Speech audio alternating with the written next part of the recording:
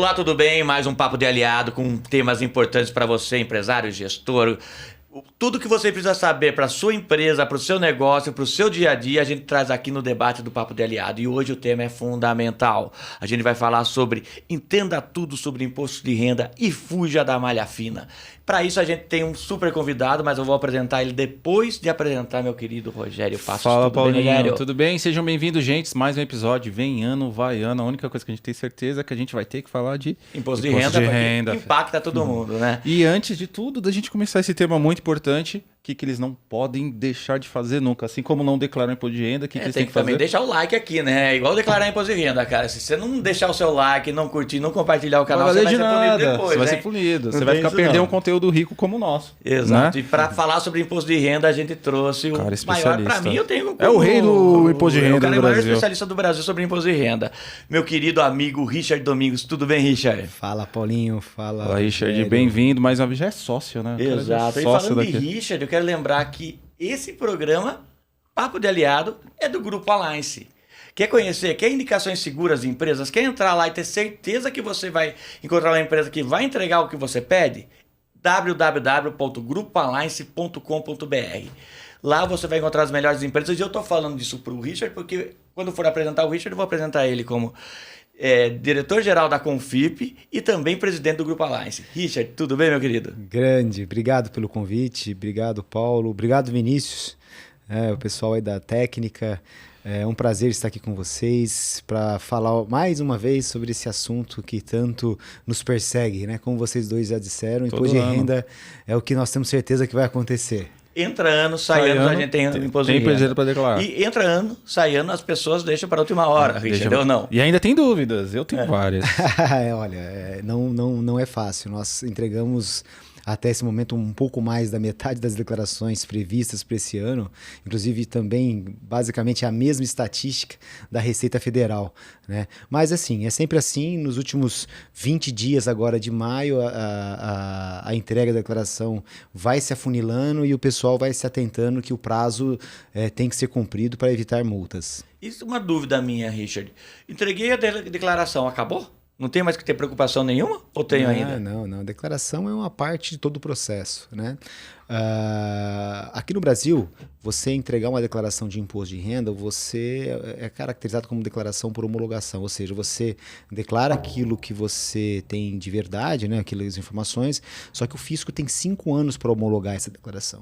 E o que é essa homologação? A homologação é o fisco falar, olha, a sua declaração está correta. Porém, todavia, talvez, o fisco nunca vai falar para você que a sua declaração está pronta. Então, está pronta, está ok. Ele vai dizer, simplesmente, não vai dizer nada. Ele vai deixar que a declaração seja homologada de forma tácita. O que é isso? Né? Vai passar os 5 anos, a Receita vai perder o direito de constituir crédito tributário por decadência, ou seja, e por si só a declaração ela é homologada de forma tácita, ou seja, se não houver cobrança de imposto nos próximos 5 anos a partir da entrega da declaração, o contribuinte não pode ser cobrado mais. Por quê? Porque a Receita perde esse direito. Haja coração, né? Nossa Senhora. E, Richard, para 2024, quais foram as principais novidades que a gente pode pontuar? Olha, Paulo, tivemos algumas novidades interessantes, né? A primeira dela é referente ao aumento da obrigatoriedade para quem entrega a declaração de imposto de renda para 2024 agora, devido ao aumento na tabela progressiva, na faixa de isenção do imposto de renda no ano passado, houve um pequeno acréscimo nos rendimentos tributáveis, que era R$ 28.559 estava obrigado, a partir desse ano é R$ 30.639 de rendimentos tributáveis. Ou seja, aquela pessoa física que no ano de 2023 recebeu mais de R$ 30.639 estará obrigado a entregar a declaração de imposto de renda. Uma outra mudança... Esse ponto, só fazer um parênteses, esse ponto é interessante até, porque muitas vezes as pessoas fazem o cálculo do salário, mas não é só salário, né? De repente, se ela recebeu o 13º, algum bônus, considera também? Não, aí existem rendimentos com rúbricas diferentes, né? 13º, por exemplo, ele é um rendimento cuja tributação é exclusiva, ou seja, ele sofre uma tributação uma única vez. Mas, entrando na sua linha, por exemplo, quem recebeu, por exemplo, férias, né? Quem teve rendimento de aluguéis e também é assalariado, ou uma pessoa que recebe prolabore, ou aposentadoria e recebe também pensão não alimentícia, é isento agora. Aposentadorias e pensões. Né? Então, essa pessoa, ela pode, a soma desses rendimentos tributáveis pode fazer com que ela esteja obrigada a entregar a declaração. Então soma tudo isso. Então, essa é uma novidade. Isso é uma novidade. Tem outras, né? Tem outras também interessantes, que, por exemplo, a pessoa física, até o ano passado, que tivesse, em 31 de dezembro de 2022, mais de 300 mil reais de patrimônio, de bens e direitos, ela estava obrigada a entregar a declaração. Tá vendo, Rogério? Agora, para 2024, no base 2023, esse limite de 300 mil aumentou para 800 mil. Né? E a Receita Federal justificou isso porque ela entendeu que estava defasado. Olha que interessante. Ela aumentou o patrimônio, mas não aumentou a tabela. A tabela continua estagnada em mais de 120% de defasagem. Né? Quantos por cento? Mais de 120%. Nossa. Né? Desde 1996, se você corrigir as faixas da tabela progressiva pela inflação, né? Só para você ter uma ideia, o limite do imposto de renda, que hoje é R$30.639 de limite para você entregar, se ela tivesse sido corrigida, esse rendimento seria em torno de R$74 mil. Ou seja, quem ganhasse até R$74 mil estaria isento de pagar imposto de renda, ou seja, mais do que o dobro. Né? Então, isso se dá pelo fato que existe um índice de inflação atualizando os preços e atualizando os salários, só que a tabela progressiva não é corrigida no mesmo ponto. Porém, todavia, a Receita aumenta o limite de quem tem bens e direitos para R$800 mil, alegando que existia uma defasagem. Né? Poderia ter corrigido também a tabela progressiva. E é muito louco pensar, porque antigamente, eu sou um pouco mais antigo, a gente ia ver poucas pessoas tinham que declarar imposto de renda. Né? Hoje aumentou muito o número, porque como o valor era muito mais alto, né, Richard? Esse ano a Receita Federal, salvo memória, está guardando mais de 45 milhões de declarações de imposto de renda. É muita gente. Então é muita gente. Muita gente está entrando nessa faixa de estar obrigado a entregar a declaração justamente porque eu acabei de falar. Há uma inflação no mercado brasileiro, na economia brasileira. Essa inflação ela é medida pelo IPCA. Esse IPCA ele é parâmetro para reajuste de dissídios coletivos, salários, né, pensões, enfim, e outros rendimentos, e também aluguéis, por exemplo. Né? Só que ao se manter a tabela progressiva sem a correção, há um aumento indireto do imposto, porque você acaba pagando imposto sobre um resíduo inflacionário. Né? Então, aquela pessoa que não pagava imposto de renda no ano passado, se ela tiver um aumento de salário com base na inflação, ela pode passar a ter que pagar imposto de renda no outro ano sem ter aumento real, simplesmente por um repasse da inflação. Loucura. Mas você estava falando das mudanças ainda. Tem outras, né? Tem. Eu acho que uma, eu até que vou levantar daqui a pouco. Mas vamos, fala você primeiro, mas depois já tem a minha aqui que eu quero saber bastante sobre isso. Assim como foram aumentados alguns limites, foi aumentado também o limite de quem tem rendimentos isentos não tributáveis e tributados exclusivamente na fonte, que era R$40 mil e passou para 200 mil. Você vai me perguntar, que são esses rendimentos? Por exemplo, doações, heranças, rendimento de caderneta de poupança, rendimento de aplicações financeiras do tipo CRI, CRA, LCI, LCA, né? Então são rendimentos isentos. Né? Esse tipo de rendimento isento e não tributável, e também aqueles rendimentos exclusivamente na fonte, como os de aplicação financeira, por exemplo, alguns fundos de investimento, né? Juros sobre capital próprio, né? Esses rendimentos, 13º que nós acabamos de falar, que são rendimentos exclusivos. Se você somar a monta desses rendimentos, excluindo os que são tributáveis, aqueles que são exclusivos ou isentos ou não tributáveis, se eles somarem mais de R$200 mil no ano, esse contribuinte também estará obrigado a entregar a declaração. Certo. Eu queria perguntar para você sobre quem tem investimento no exterior, que teve também, né? As famosas offshores. Tem investimento no exterior e offshore, né? Inclusive, já gravamos um episódio que vai estar passando aqui em cima Exato, sobre offshore. offshore. Uma das critérios. Esse é um outro ponto que a legislação... Na verdade, isso é uma das novidades que, inclusive, foi introduzida no rol das hipóteses de obrigatoriedade da entrega da declaração de imposto de renda de 2024 no base de 2023. Então, aquela pessoa física que é possuidora de uma trust, né? Uma trust, para quem não sabe, no Brasil, até a lei das offshores, criadas no final do ano passado, não existia no ordenamento jurídico brasileiro nada que se tratava de trust. Mas trust nada mais é que um veículo, um contrato que alguns países, a legislação de alguns países permitem, né? E esse contrato, você transfere o seu patrimônio para um trustee. Né? E esse patrimônio ele é administrado por esse trustee e amparado numa carta de desejos do instituidor. Então, por exemplo, se eu, por exemplo, tenho uma trust nos Estados Unidos, eu posso falar que o meu beneficiário vai ser o Rogério quando ele completar 25 anos, quando ele casar, tiver filhos, ou quando ele fizer determinado cursos ou faculdade.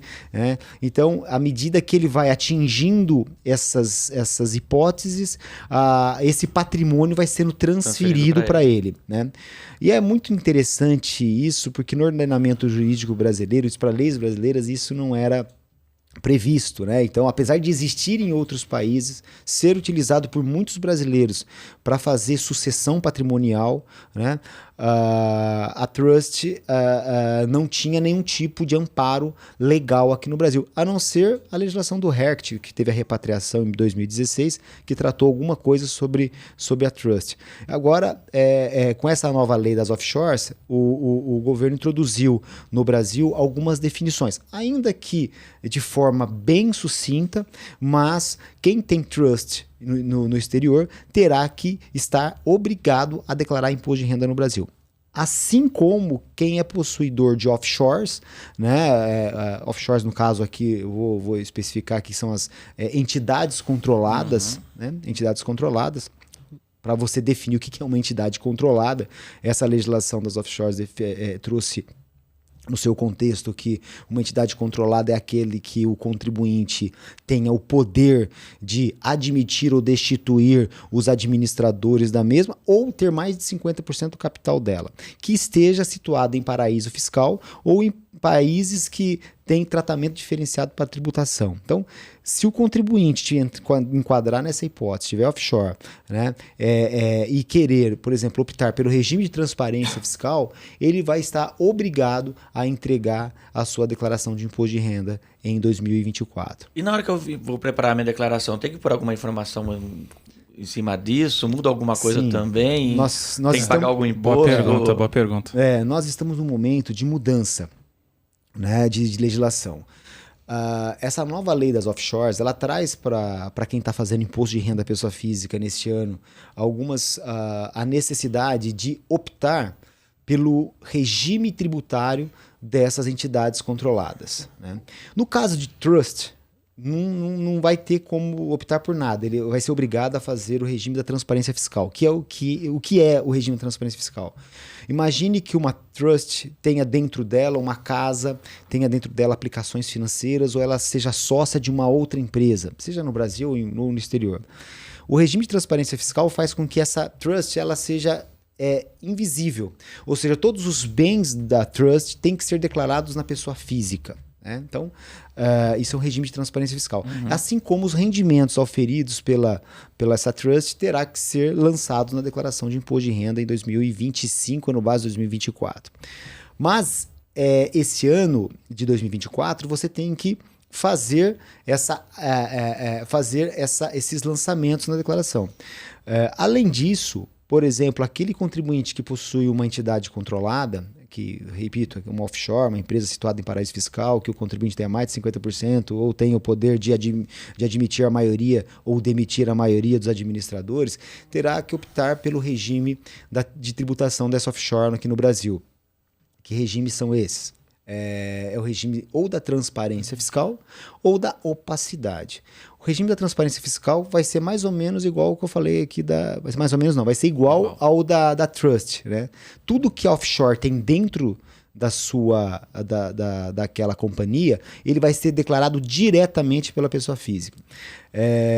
Agora, a opacidade já é diferente, né? Opacidade, a pessoa física, a detentora ou acionista de uma entidade controlada, ela vai tributar os lucros dessa offshore aqui no Brasil anualmente. Então, se eu optar pela transparência fiscal, os bens da offshore ou da trust vão entrar na minha pessoa física e os rendimentos vão ser tributados na minha pessoa física pelo regime de caixa, e se eu optar pela opacidade, eu vou tributar os lucros dessa entidade controlada. Então, isso é uma das grandes mudanças na legislação.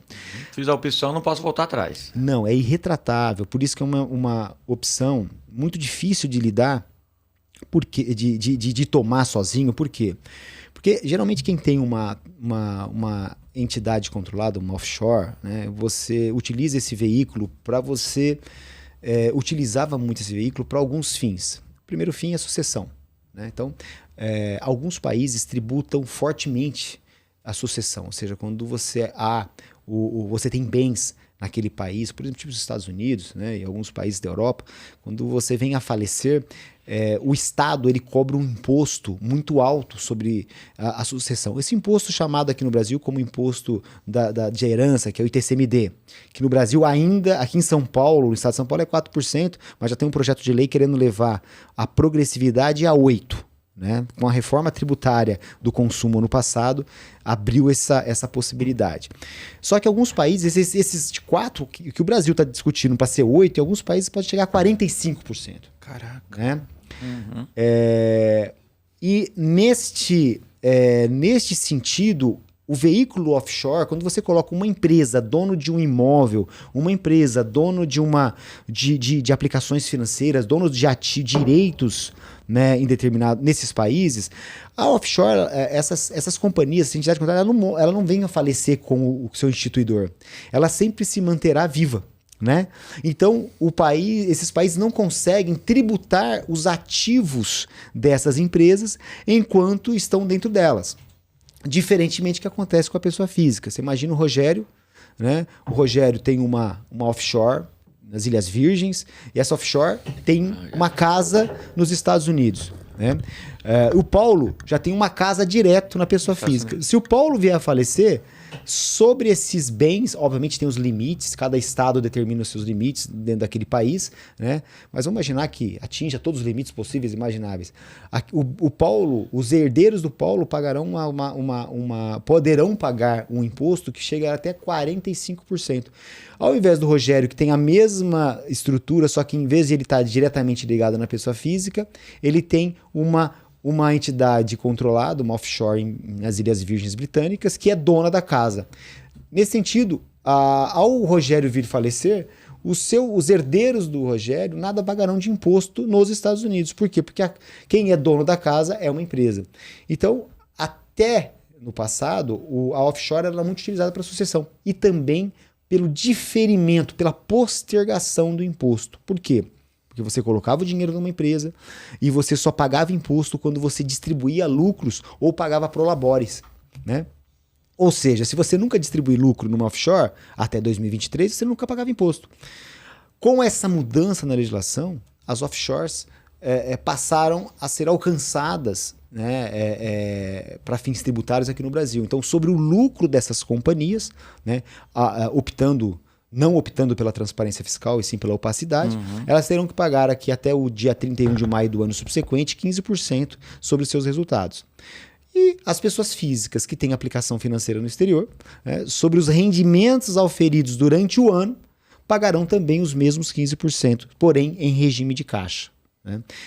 E além disso, Paulo, só para fechar esse assunto de novidade, que é tanta novidade... Foi bastante esse ano, né, Girão? É que eu estou passando aqui alguns conceitos importantes para a nossa audiência entender uma coisa, o que é uma coisa e o que é outra. Tem uma mudança também... Mudança não, uma introdução. Com essa mudança nas offshores, o governo permitiu um regime de avaliação dos bens situados no exterior. Então, você pode...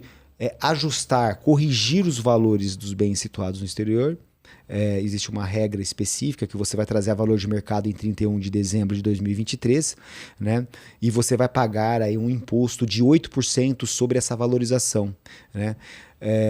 E com esse pagamento, sendo feito a atualização de uma companhia, uma empresa, por exemplo, esses 8% vai incidir sobre os lucros que essa empresa não tributou. Essa pessoa vai poder distribuir esse lucro depois sem nenhuma tributação, pagando 8%. E se ele tiver aplicações financeiras, né, que estão defasadas por causa do câmbio e fizer a atualização, esse valor de 8%, a base de cálculo dos 8% vai se transformar em custo, né? E quando ele liquidar essa aplicação financeira ou quando ele resgatar essa aplicação financeira, ele não vai pagar mais nada de imposto até esse limite desse custo que ele trouxe o valor da aplicação. Quem optar pelo regime de atualização, a atualização de bens situados no exterior, chamado ABEX, também estará obrigado a entregar a declaração de imposto de renda. Mudou bastante coisa. Uma coisa que foi uma mudança que teve já no passado, mas eu queria voltar a uma mudança do passado porque parece que não é tão interessante, é aquela questão da declaração pré-preenchida, né? Eu ia perguntar isso aí agora. Eu vi Deixa o Rogério perguntar. Deixa eu perguntar. Evoluiu a pré-preenchida? Olha, teve alguma evolução? Rogério, continua a mesma coisa? A declaração pré-preenchida, a ideia dela é muito boa e alguns países do mundo hoje caminham para essa direção. Né? O que é o quê? A Receita Federal ela recebe informações de uma série de fontes. Por exemplo, uma empresa anualmente, né, isso foi prorrogado inclusive para 2025, entrega para a Receita Federal uma declaração chamada DIRF, Declaração de Imposto de Renda Retida na Fonte, onde relaciona todos os valores de rendimentos tributáveis, rendimentos exclusivos, rendimentos isentos, né, pagos a pessoas físicas e jurídicas. Essa DIRF, ela alimenta a base da Receita Federal, né, com informações sobre o que o contribuinte reteve de rendimentos. Né? No caso aqui, pessoa física, não vamos restringir, mas também da pessoa jurídica funciona da mesma forma. Os cartórios, por exemplo, ao fazer um registro de uma escritura de venda ou compra de algum imóvel, existe uma declaração chamada DOI, Declaração de Operações Imobiliárias, né? Onde consta informações, manda isso para a Receita Federal, onde consta informações referentes a essa alienação, qual o valor da venda, que imóvel que foi vendido, quem é o CPF que comprou, quem que vendeu, enfim, essa informação também é remetida para a Receita. As clínicas, hospitais, laboratórios, né? Consultórios médicos, né? Eles são obrigados a entregar uma declaração chamada DMED, que é uma declaração que é fornecida para a Receita Federal de todo o faturamento que esses estabelecimentos tiveram, informando quem foi o paciente e quem foi o pagador da conta médica, né?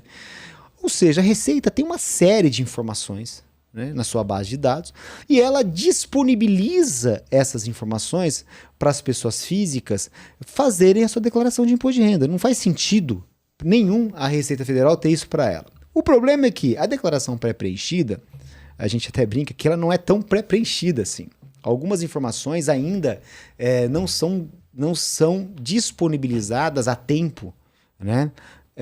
Pela Receita Federal ou não são processadas a tempo, fazendo com que o contribuinte que opte por entregar a sua declaração de imposto de renda iniciando pelo preenchimento da pré-preenchida, ele tenha que tomar um cuidado especial.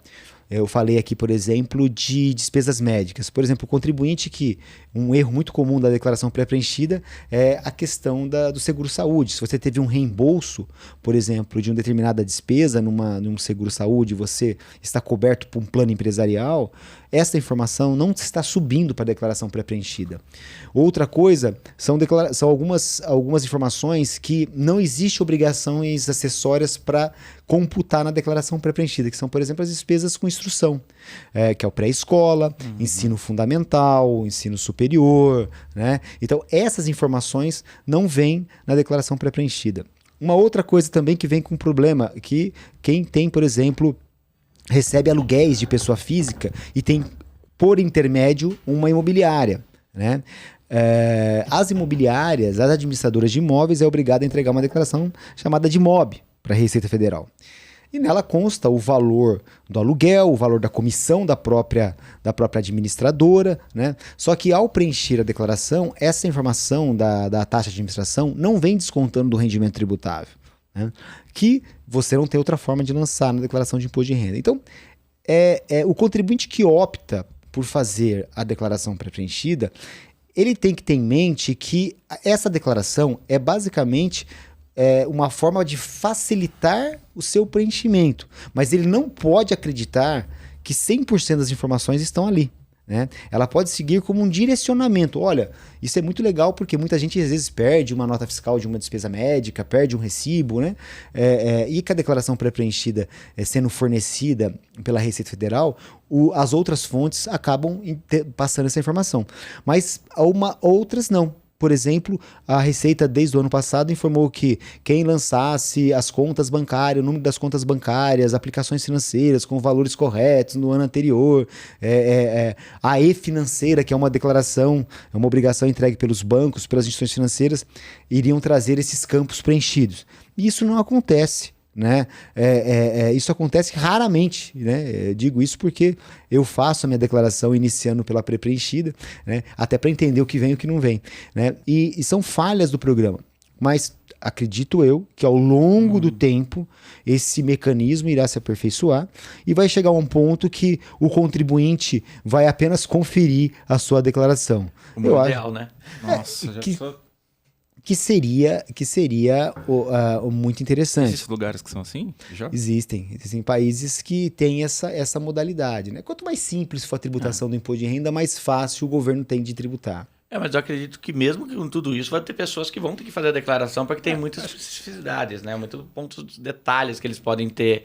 Você pode pagar mais ou menos imposto dependendo das suas decisões, é isso? Exatamente. É que quando a gente analisa no futuro, a gente pega, por exemplo, esse tipo de questão, a Receita Federal ela tem todas as informações, né?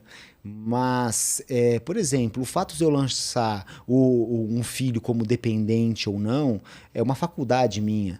O fato desse filho ser meu dependente ou dependente da minha esposa, ou ele ter uma declaração separada, isso é uma faculdade do contribuinte, né? E isso a Receita nunca vai te falar, a não ser que ela te traga, olha, se você declarar sozinho assim, se declarar conjunto assado, né? Mas existe uma série de variáveis que o contribuinte ainda ele tem que tomar essa decisão, né?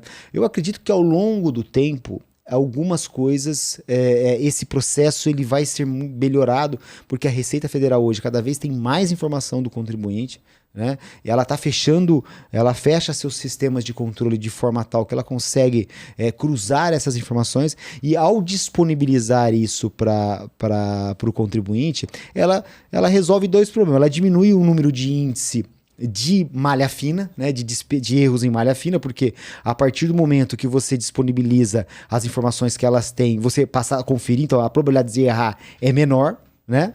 E também você traz uma outra concepção, você tem ali um guia, né? Um guia de como e o que ir lançar dentro da sua declaração de imposto de renda.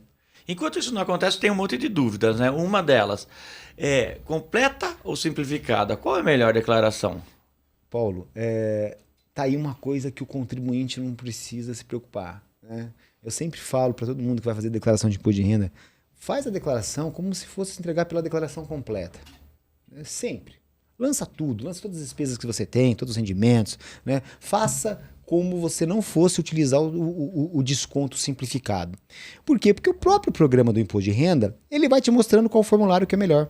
Formulário que mais terá restituição ou que menos terá imposto a pagar. E mesmo se você escolher o formulário errado, na hora de entregar a declaração, ele te avisa. Olha, se você está entregando pelo simplificado, se você entregar pelo completo, você vai ter mais restituição.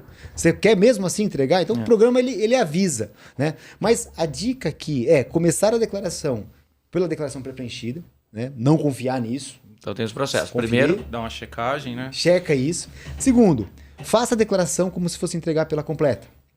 Terceiro, antes de entregar, caso você tenha cônjuge ou dependentes ou companheiro na declaração e vai fazer uma declaração conjunta, simule declarações lançadas em separado. Né? Isso que eu ia perguntar agora, conjunto ou separado? Então, você pode, a faculdade, esse ano eu posso entregar conjunto com a minha esposa, com a minha companheira, no outro ano eu posso entregar separado.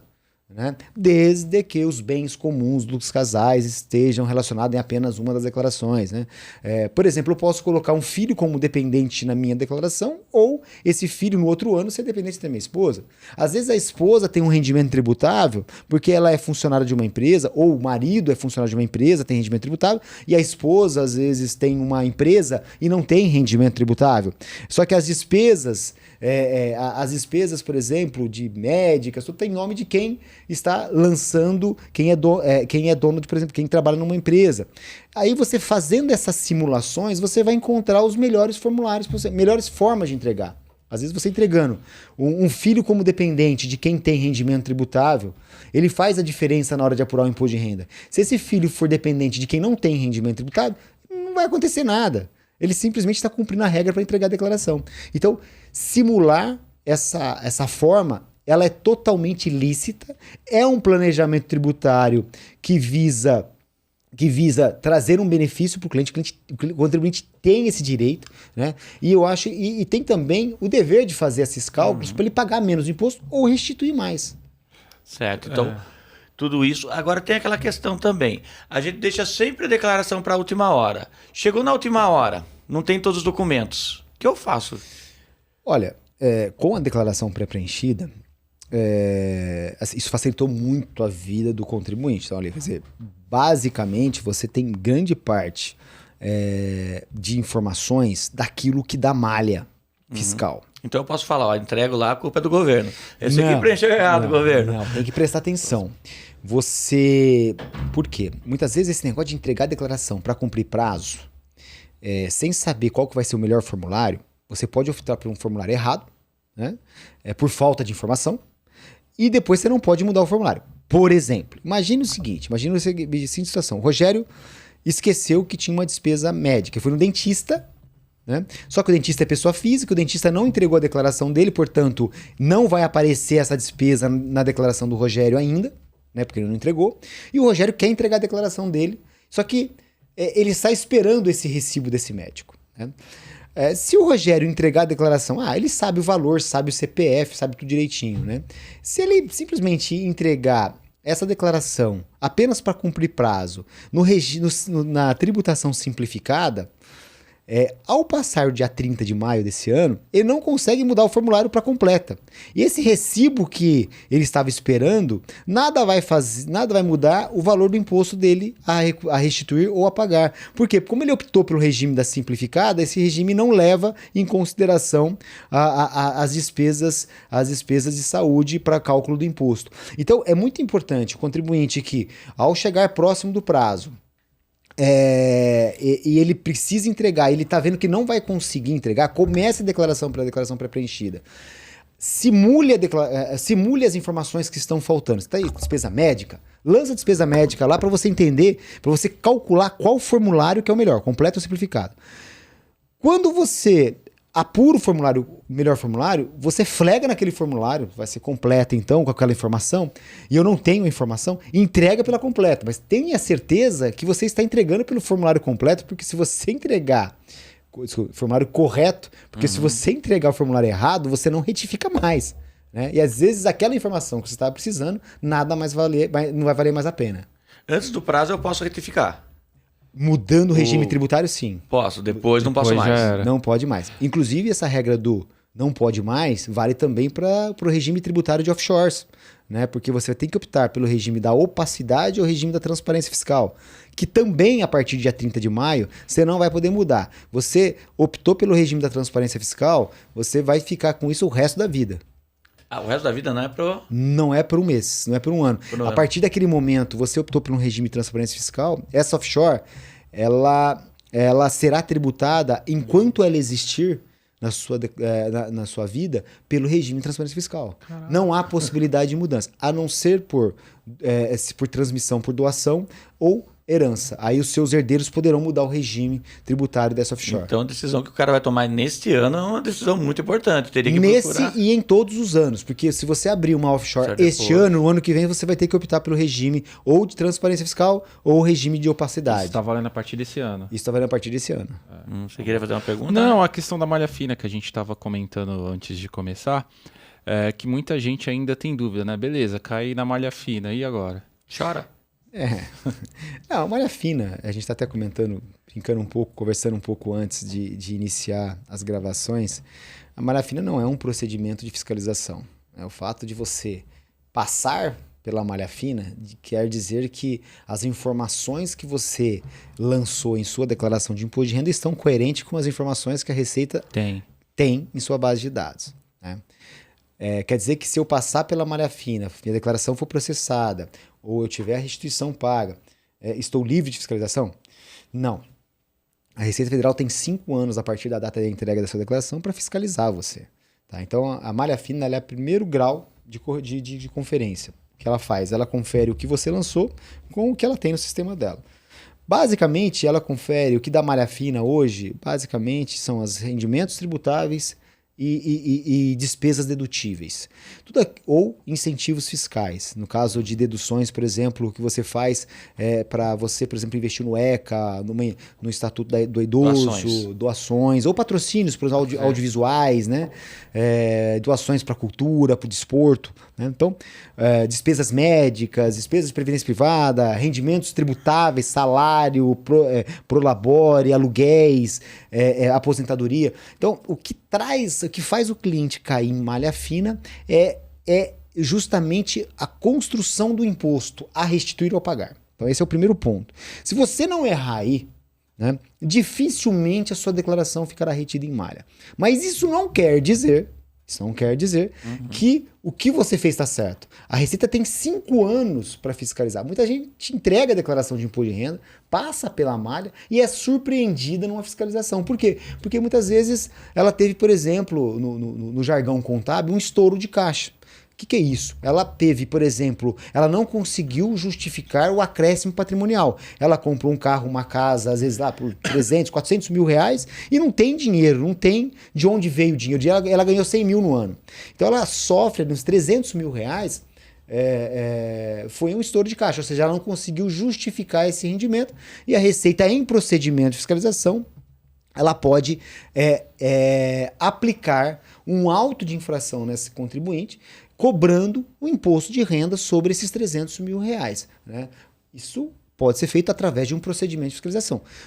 É um regime sumário que a Receita... Não. Isso o contribuinte ele vai ser notificado, ele vai ser um procedimento de fiscalização, você tem o direito de se manifestar, você tem o direito de apresentar documentos, você tem prazos. Né? Uma vez cumprido todo o requisito, às vezes eu esqueci de lançar um rendimento, por exemplo, isento. Eu falei para você que os rendimentos tributáveis são passíveis de ter a declaração, fazer com que a declaração fique retida na fonte. Mas de repente eu poderia ter um rendimento isento de uma herança, que eu não sei. E essa herança justifica o aumento do meu patrimônio. Né? Na malha não vai cair, só que num procedimento de fiscalização, essa declaração pode ter um problema. E pode ter erro dos outros também, né? Tipo, eu fiz uma declaração, a DIF que enviaram lá tá com erro. Pode. Engraçado. 10% das declarações de imposto de renda retida em malha, das 1.366.000... Em média, quantas são? O ano passado nós tivemos 43 milhões de declarações entregues. Né? Foram 3% das declarações ficaram retidas em malha. Mais ou menos 1.360.000 declarações. Dessas 1.360.000 declarações, 10%, exatamente 10%, ficaram retidas por conta de informação errada da fonte que informou a Receita Federal. Uma DIRF errada, né? Uma DMED errada, uma DIMOB errada, né? Faz com que a fonte receptora desse rendimento, ou a fonte pagadora daquele rendimento, ela tenha a sua declaração retida em malha. Mas assim, campeã número 1 é despesa médica. Campeã número 1 é despesa médica. Despesa médica, o ano passado nós tivemos mais de 40% das declarações retidas em malha. Das declarações retidas em malha, 40% foram por causa de despesas.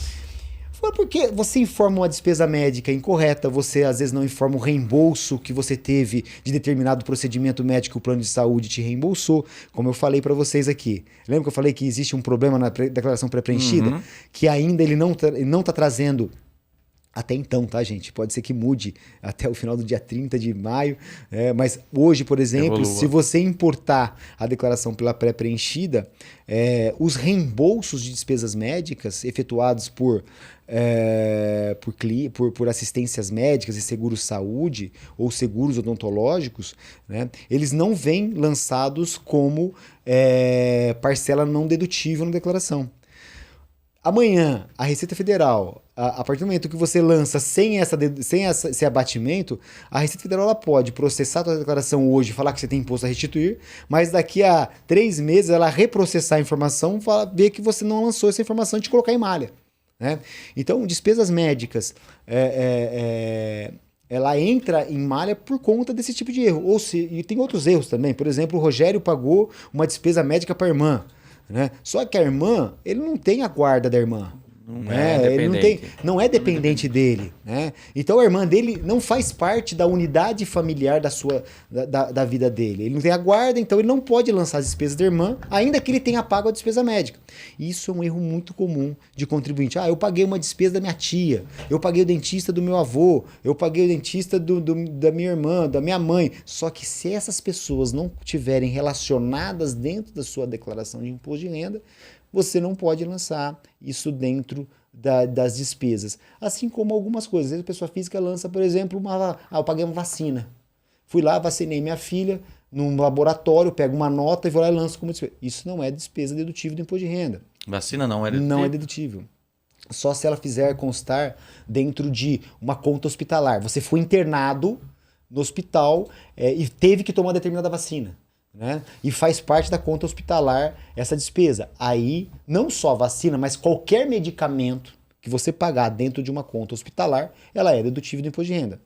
Por exemplo, outro exemplo aqui, não é o caso do Rogério, vai colocar uma prótese, mas muitas mulheres às vezes silicone, importam a prótese, né? O próprio médico indica, elas importam ou compram de uma empresa a prótese e submete essa prótese a um médico para fazer a cirurgia plástica.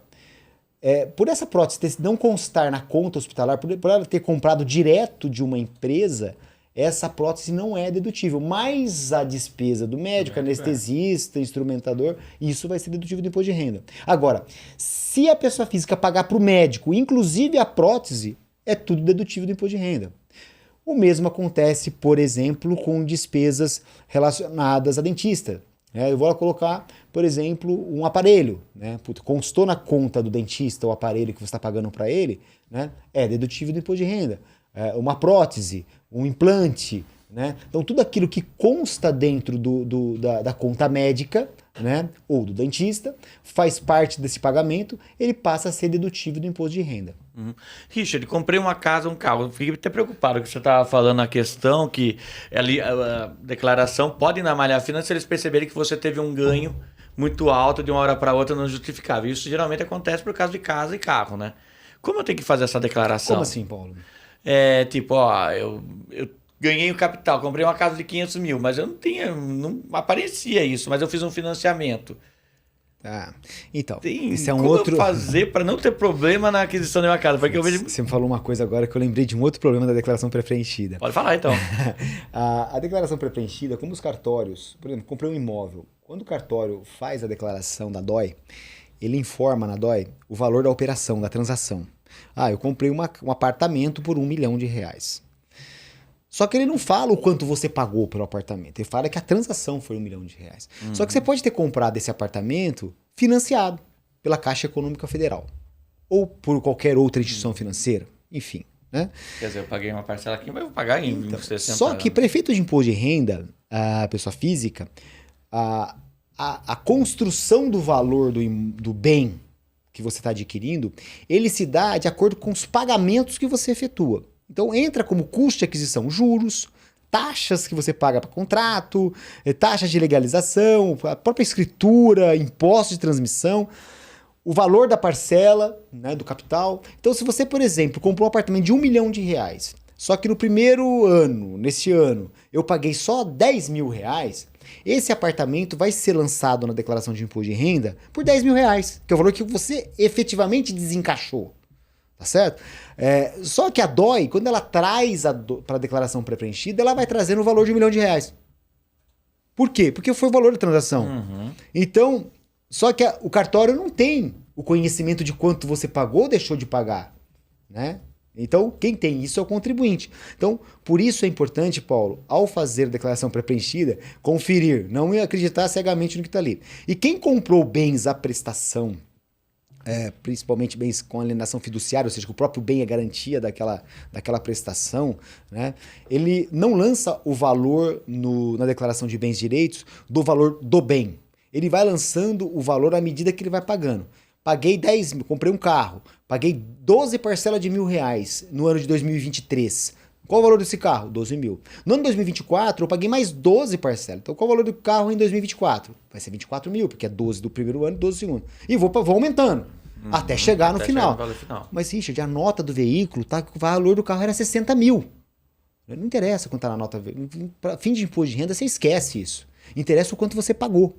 Né? O mesmo vai acontecer para qualquer tipo de bem de direitos. Não? Por exemplo, eu comprei um carro do Rogério, e o carro ele me vendeu por 50 mil reais. Se eu for pagar em 50 parcelas de R$1.000, esse carro vai ser construído o valor dele por R$1.000 ano a ano. Né? E se eu vender esse carro no meio do caminho e tiver essa dívida, eu tenho que apurar o ganho de capital considerando o saldo devedor. Eu faço todo um cálculo ali para fazer a apuração do ganho de capital. E muita gente erra nisso. Muita gente erra nisso, porque acha que você tem que lançar na ficha de bens e direitos o valor do bem e na ficha de dívidas e ônus a dívida. Né? Não. Né? A ficha de dívidas e ônus não tem nada a ver com o valor do bem. Você constrói o valor do bem à medida que você paga, né? E não o quanto ele vale. Né? Então é um erro muito comum de muitos contribuintes, pessoas físicas, ao preencher a sua declaração de imposto de renda. Posso fazer uma pergunta bem idiota aqui? Acho que nem sei se você sabe a resposta. Mas esses iPhones que custam hoje 15 mil reais, eu tenho que declarar também no imposto de renda? Olha, Paulo, assim, qualquer bem em direito, assim, acima de 5 mil reais, ali tem umas regrinhas, né, das classificações, você pode lançar. Tem um iPhone que custa 8, 9, 10 mil reais. Hoje tem de 15, 20. O problema é que ele é tão perecível, né? O preço ele se desvaloriza tanto que você pode até lançar, mas você não vai mais ter. Não tem por que também lançar. Diferentemente, por exemplo, de obra de arte, né? Diferentemente, por exemplo, de você ter joias, né? Que você ela tem um valor. Que ela tem um valor. Coleções, tem gente que coleciona carro antigo. Né? Você compra um carro todo, você compra funilaria, compra um carro todo osso. Aí você vai lá e gasta uma grana danada, reforma ele, restaura ele, e esse carro passa a ter um valor muito grande. Então, à medida que você vai gastando para reformar esse bem, você vai construindo o valor da declaração de imposto de renda da pessoa física. E aí, muitos contribuintes, de fato, lançam, por exemplo, computador, comprei uma geladeira. Então, assim, aquilo que tem uma depreciação muito grande, geralmente o contribuinte deixa para lá, deixa isso como se tivesse consumido esse dinheiro, né? Você falou de carro agora. Eu ia falar sobre a do carro, que a gente conversou nos bastidores. Mas eu tenho um carro, daí vamos lá, tunei o carro. Eu fiz um monte de reforma, esse carro que valia 15 mil passou a valer 40, 50 mil. Tá. Ou um carro que valia 100 mil, eu equipei ele pra caramba, agora ele vale 200 mil. Como eu faço para declarar isso? Você vai declarar o valor que você pagou para você construir esse carro. Imagina esse exemplo que nós demos. Você pegou um carro velho, comprou uma carcaça de um Maverick, né? Não conheço muito carro, porque eu sou um cara novo. Então não dá para falar muito. Você é um apreciador de carro antigo, né? Você comprou um carro. Um chassi, comprou um carro velho e você vai restaurar. Você vai comprar pneus de fábrica especializadas, lanternas, pintura, vai contratar para fazer o motor. Então, todos esses gastos que você está tendo para reformar, restaurar esse bem, ele é custo de aquisição desse bem. Então, imagina que eu comprei um carro por R$2 mil e eu gastei R$20 mil para restaurar. O custo do imposto de renda que você tem que lançar na sua declaração são uns R$25 mil. À medida que você vai pagando, você vai somando, vai chegar a R$25 mil. Se esse carro valer 30, 40, 50 mil reais, seja qual for o valor, ao vender esse veículo, você vai apurar o ganho de capital. Né? Se esse carro for vendido acima de R$35 mil e for o único carro que você vender no mês, até R$35 mil, ele estará isento do imposto de renda. Você não vai pagar nada de imposto. Agora, se você vender acima de R$35 mil ou vender mais de um veículo, né, do mesmo tipo, né, cuja soma das vendas ultrapasse os R$ 35.000, você está sujeito à apuração do imposto de renda sobre ganho de capital. Você vai poder pagar de 15% a 22,5% sobre o lucro que você tiver nessa operação. Né? E é assim que funciona. Vocês estavam falando, por exemplo, da parte de outros bens, celular e tal. Então, pela declaração de imposto de renda, é obrigado a lançar todos os bens bens móveis que você tem acima de R$ 5.000. Né? Mas assim, historicamente, eu nunca vi isso. Assim, é difícil você ver alguém que queira ser tão preciosista com esse tipo de declaração, principalmente com bens que têm perda de valor. A gente estava falando da questão, Richard, de comprar móveis ou carros por empresa. Como é que você estava comentando? Não, comprei meu carro por empresa. Não quis comprar, porque muita gente fala para não pagar multa, para pagar mais barato o carro, que quando você compra por empresa, ele está até um pouco fora do imposto de renda, né, Richard? Você põe no nome da empresa. Isso tem um problema também para a pessoa, né? Não, isso tem vários problemas, né? A partir do momento que você comprou um veículo e colocou o nome de uma pessoa jurídica, e por que se faz isso? Né? De uma forma até incorreta, né? Isso não deveria acontecer. Às vezes a pessoa não quer perder sua carta, sua habilitação, coloca o carro em nome de uma pessoa jurídica e ao recepcionar uma multa, ele não identifica o condutor. Obviamente, o ente que multou, ele tem o direito de cobrar o dobro da penalidade, ele vai aumentando, mas isso é uma outra esfera. Só que esse fato de você se livrar da multa não se livra do problema. Por quê? O carro numa pessoa jurídica, ele é obrigado a ser depreciado, né, pelas leis fiscais. Então, diferentemente na pessoa física, que não há depreciação, né, você não tem que lançar uma redução do valor do veículo. Se eu comprei por exemplo, sei lá, um veículo que custe R$ 150.000 hoje à vista, desencaixei R$ 150.000, né, nesse veículo, esse veículo vai valer R$ 150.000 até eu vender. A não ser que eu faça uma restauração, uma benfeitoria nele. Mas vamos imaginar que eu não fiz nada. Comprei por R$ 150.000. O ano que vem esse carro vale 140. Quanto que vai estar no meu imposto de renda? 150. O outro ano esse carro vale no mercado vale 130. Quanto está no seu imposto de renda? 140. Ele não vai mudar o preço dele.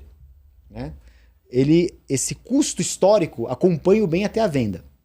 Se eu paguei 150 mil, quando eu vender, se eu vender por 80, daqui a 5 anos, eu vou perder dinheiro. Tá certo? Se a pessoa física é assim. Na pessoa jurídica, a legislação diz que você tem que depreciar o bem. Né? Você tem que diminuir o valor do bem, porque o bem ele sofre uma depreciação. E para fim de veículos, né, tem uma série de regras, existe uma instrução normativa que determina essas alíquotas, mas a maioria dos bens se deprecia em 20%. Ou seja, em 5 anos, esse bem numa pessoa jurídica, ele perde o seu valor contábil, porque comprou um veículo por 100 mil. No primeiro ano, ele vai valer 80 mil na contabilidade. No segundo ano, 60. No terceiro, 40. No quarto, 20. No último ano, 0. Se você vender esse mesmo veículo que você comprou por 100 anos, depois de 100 mil, depois de 5 anos, você vai pagar um imposto sobre um lucro imobiliário sobre o valor da venda integral. Se eu vendi esse veículo que eu comprei por 100 mil, daqui a 5 anos e na contabilidade ele vale 0 e eu vendi ele por R$ 50.000, eu vou pagar imposto de renda e contribuição social se eu estiver no lucro presumido, por exemplo, de 34% sobre R$ 50.000, de até 34%. Acho que poucas pessoas pensam nisso, né? Não, pouquíssimas pessoas e a gente que trabalha com tanto pessoa física quanto jurídica, a gente somos os portadores de informação. Muitas vezes a gente não sabe para que o empresário comprou aquele veículo, para estar comprando veículo para utilizar na empresa. Mas quando ele se defronta o fato dele ter que pagar imposto sobre ganho de capital, há um estresse nesse momento. Por quê? Porque na cabeça dele o veículo ele perdeu o valor, ele não tem que pagar, mas a empresa ela teve uma despesa. Obviamente quem está no lucro presumido ou no simples, essa despesa não vai valer de nada. Né? Mas quem está no lucro real, em tese, seria uma despesa dedutível se esse veículo fosse utilizado para a empresa. Né? Mas é um ponto que muita gente, Paulo e Rogério, não percebem. Né? Então, a nossa audiência aqui, quem comprou o veículo, colocou em nome da empresa, mas eu sou simples, eu sou presumido. Cara, não tem essa, se é simples ou presumido. Você tem que pagar imposto, você tem que fazer a depreciação. Isso não é uma faculdade. Existe, inclusive, soluções COSIT da Receita Federal que obrigam, né, que já determina que obriga essa depreciação para fins fiscais. E não é todo mundo que sabe, né? Imagina. Mas voltando para o imposto de renda. Richard, acabando o prazo. Eu estou contra o governo falar, não vou declarar. O que acontece comigo? Qual é a penalidade? Vou ser... De quem não declarou, né? Exato. Quem Não quis declarar. Ou não sabe, né? Não chega na minha vida. Às vezes, tipo, não sabe que... Vamos lá. Não é bom negócio. Não é bom negócio você querer... Declare, gente, pelo amor de Deus. Não é bom aqui. Não é inteligente. É. Né? Não é inteligente você saber que você está obrigado a declarar e não fazer a declaração. Por alguns motivos. Primeiro motivo é que você vai ter uma multa mínima de R$165 e essa multa pode chegar a 20% do imposto devido na declaração. Ao entregar a declaração de imposto de renda, a Receita vai calcular o valor dessa multa. Né? E 20% do valor devido não é o valor que você está restituindo ou que você está pagando. É o valor devido, é o valor que é calculado pelo programa antes dele fazer a compensação dos valores retidos na fonte. Entendeu? Porque a restituição ele é um valor devido abatido do valor que foi antecipado. Aquele valor que vem descontado no elite do empregado ou do prolabore, ou aquele que aluga o imóvel para uma pessoa jurídica, isso meramente é uma antecipação do imposto. Né? A declaração de ajuste, por isso que chama declaração anual de ajuste, ela serve justamente para isso, para você ver qual é o imposto que você deve, né? O quanto você já antecipou, para saber se você tem que pagar uma parte ainda ou se você tem a restituir. Então, voltando na questão. Só voltando um pouco nisso aí, só para. Eu pensava que eu ia pagar 20%, tipo, eu vou ter uma restituição de R$500. Pensava, vou ter que pagar então R$100 de imposto. Não, é sobre tudo que foi recolhido. Não, é tudo que foi devido. Devido, é isso. Porque o programa ele vai fazer o cálculo. O que acontece? Para ficar claro. É bastante, não é pouco não. Não, dependendo do caso, é bastante. Né? Você pega, por exemplo, uma pessoa que recebe aluguel de pessoa física ou jurídica. Você pega, por exemplo, uma pessoa que tem prolabore, tem salário. Durante o ano, durante os meses do ano, vai sendo retido na fonte, pelas fontes pagadoras desses rendimentos, do aluguel, do salário, do prolabore, um pedaço de imposto de renda. Só que cada um retém um pedaço. Putz, eu aluguei um imóvel para uma empresa A, essa empresa A vai reter o imposto de renda de mim. Eu sou registrado aqui na empresa B, essa empresa B vai reter o imposto de renda de mim. Eu tenho, por exemplo, um outro imóvel alugado para a empresa C, ela vai reter o imposto de renda de mim. Então, ninguém se conversa. Ninguém sabe quais são... ninguém pergunta quais serão minhas despesas dedutíveis. O que faz? Para isso que serve a declaração anual de ajuste. Na declaração é juntado todos esses rendimentos que eu tive, empresa A, B, C, né? E é recalculado o imposto devido. A tabela é progressiva, ela vai de 0 a 27,5%.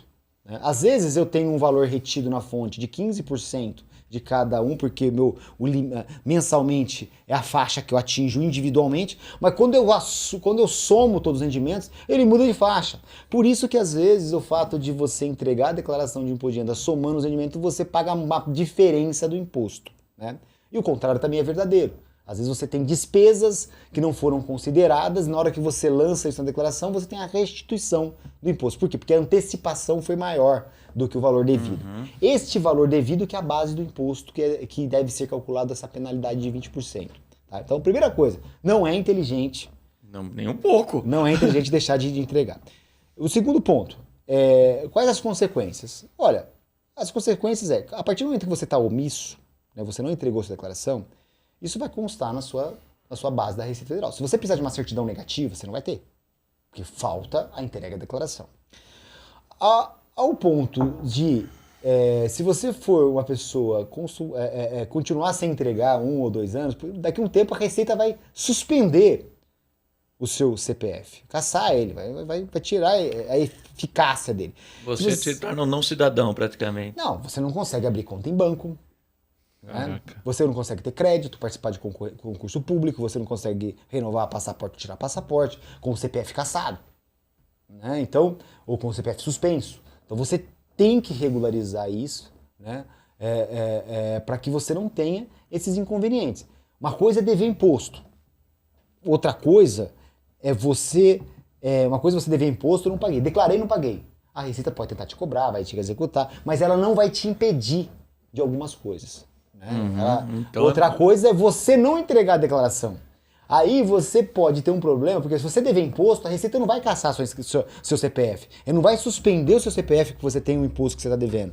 Ela vai tentar te cobrar dos meios que ela entende que são legais.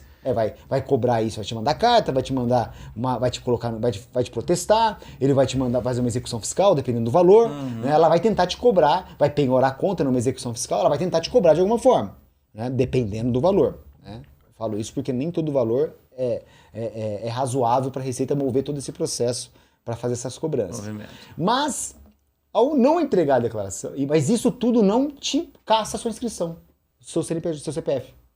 Você não vai deixar de ter um CPF porque você tem uma dívida fiscal. Agora, o seu CPF ele passa essa condição de suspenso, né? Por quê? Porque você deixou de entregar declarações de imposto de renda às quais você estava obrigado. E aí, enquanto você não regulariza, você vai ter um problema sério. E hoje, tudo você precisa do CPF. Richard, acabando o tempo nosso aqui, mas também acabando o prazo do imposto de renda. Entreguei com erro. Qual o caminho? Dá para eu arrumar ou tem que ficar esperando a malha fina me chamar? Não, inclusive isso é uma coisa bem interessante, Paulo. Que talvez a gente começou falando sobre isso, e dá pra gente fazer um fecha nesse assunto agora. Qualquer declaração ela pode ser retificada a partir do momento da sua entrega. Se eu entreguei a declaração agora, eu não posso retificar ela amanhã, né? Eu posso retificar essa declaração em até 5 anos, desde que não seja iniciado um procedimento de malha fiscal, eu não seja intimado por um procedimento de malha, né, nessa declaração, ou seja iniciado um procedimento de fiscalização.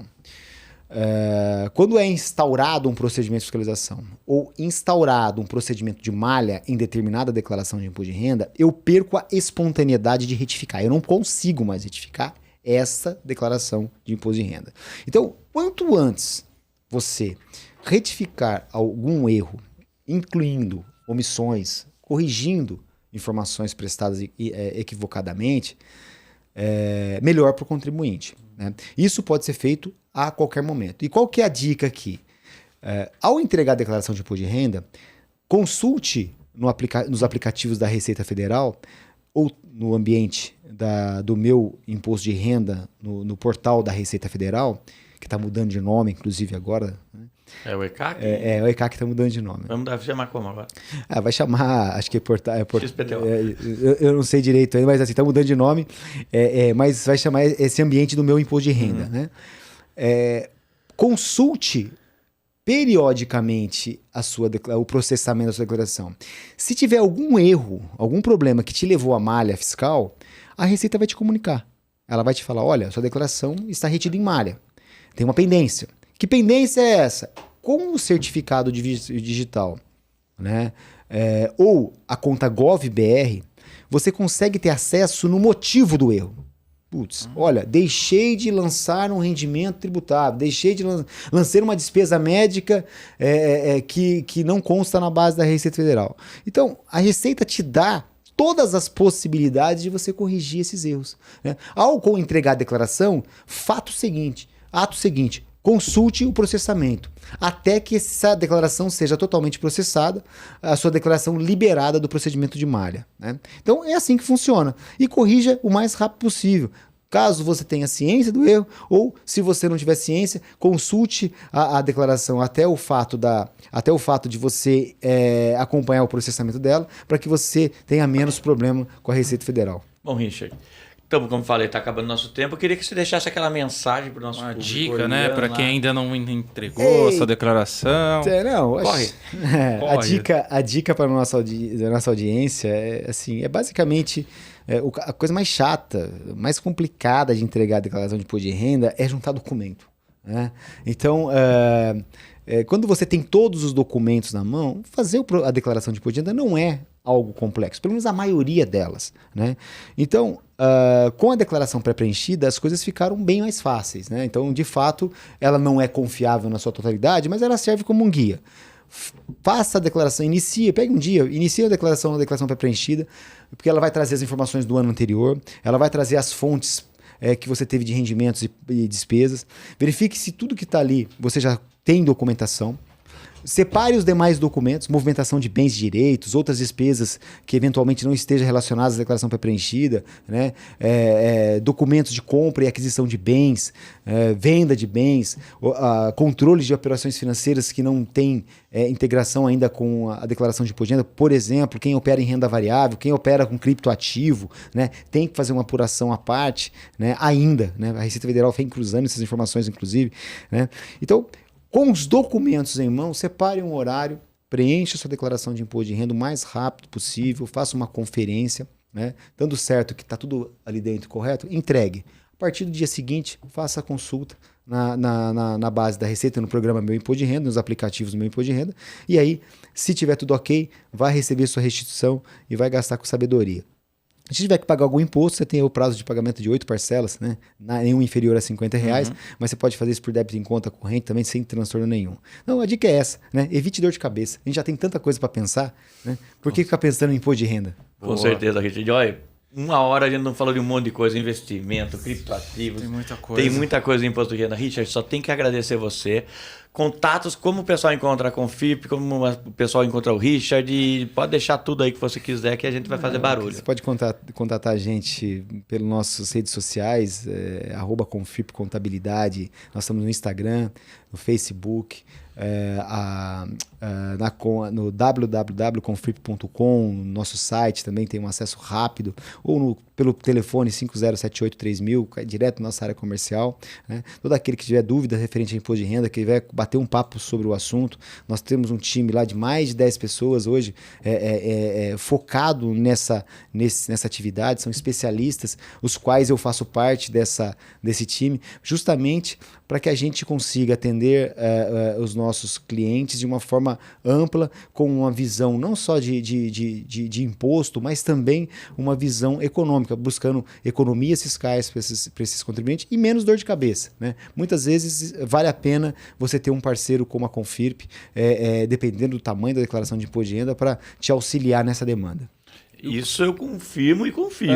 Site também tem muita coisa, né? Site, as redes sociais tem muita coisa. Tem de sim, renda, gente. O próprio YouTube. É isso, pessoal. Agradeço todo mundo, agradeço a Confip, o Richard e o Rogério. Não se esqueça de se inscrever, deixar seu like, curtir esse canal e compartilhar com o máximo de pessoas possíveis. Muito obrigado. É isso, gente. Até Até a a próxima. Obrigado, Richard. Valeu, gente. Até mais.